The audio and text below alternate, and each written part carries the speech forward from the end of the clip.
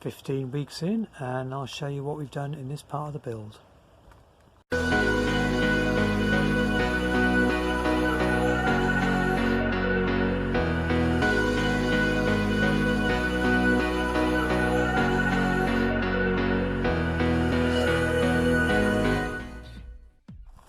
Okay, so the 15-week update on this cold November morning.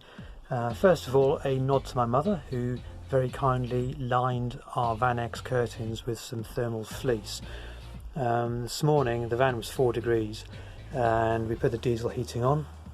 The back got to 18 to 20 degrees, and literally we had a thermometer here saying 18 degrees poking through to the cab, and it was 8 degrees, so an easy 10-degree differential with the cab curtain, so makes the back warm up quickly. Most of the work in this section is to do with the bathroom, so I'll quickly go through the water system as a refresher.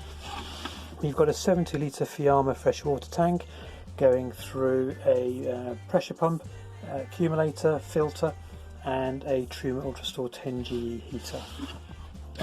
This is the wardrobe that obviously isn't finished yet, and in the bottom here we've got all the plumbing bits and bobs. It's tied up a little bit, but we can see we've got blue and red pipes, which are the 12mm push fit. We've got stopcocks for every thing, so the kitchen sink, the toilet, the bathroom sink.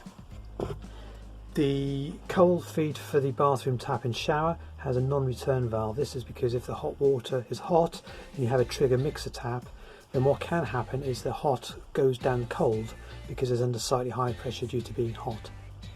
And what then happens is when you pull the trigger you get double hot just for a fraction of a second. That can scald you, so it's just worth putting a non-return valve on the cold.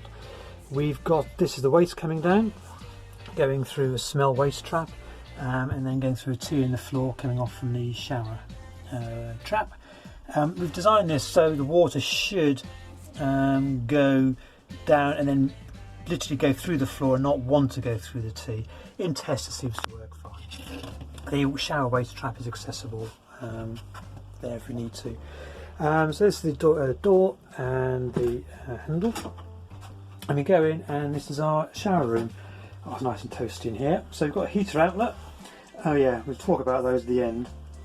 A Thetford C223S toilet with an exit in the bathroom, and the walls are all sort of now finished and lined with 2mm pastel grey PVC with white Dow 781 I think, or 785 sealant, just to give it a contrasting colour. The sink is a ceramic sink, but it's absolutely tiny, so to scale it's very, very small. And the tap is a shower trigger mixer. So this is really well made. This is from Magnum with 12mm push fit fittings. All the plumbing is hidden by this panel here, which obviously goes through into the wardrobe, and that's removable for maintenance. The Thetford flush and the toilet roll holder, and this generally is a waterproof one. You put it down and it winds the loo roll back up if you've put it in properly, so that'll stay nice and dry. We've got this light which is night light and full white. It's also dimmable, and we've got a flush skylight, so no blackout, just a fly screen, but it obviously lifts up. That was only fitted yesterday, and I'm pleased to say there's no water ingress. And we've got the 5mm scrim foam leatherette ceiling panel, plastic mirror and sill. The shower tray we made as well, out of 10mm, added to the 2mm PVC. We've got 20mm upstands all the way around, so the walls actually overlap. So even if there's a leak with a sealant, you can't get out the shower tray. Even if it could, to be honest, there's enough waterproof bonding stuff behind the panels that the water wouldn't go anywhere anyway, and just go down the plug hole. We've obviously left gaps either side of the loo for cleaning and maintenance. When we get inside, again, there's more room than you think, to be honest. It's a bigger loo than we actually expected than it looked on CAD. On the inside we've got seals that come down the side of the door, and just obviously another handle. Oh, at the bottom of the door we have a little sort of bend that is designed to encourage water to drip the other side of the tray. Whether it works or not, I don't know. But as we can see, you know, this is why this this panel here was slightly angled, so the door closes up against it. Now, in a test drive yesterday, what we found is this wall moves and unlatches the handle. So just when you hit a bump, it just only has to move a couple of mil.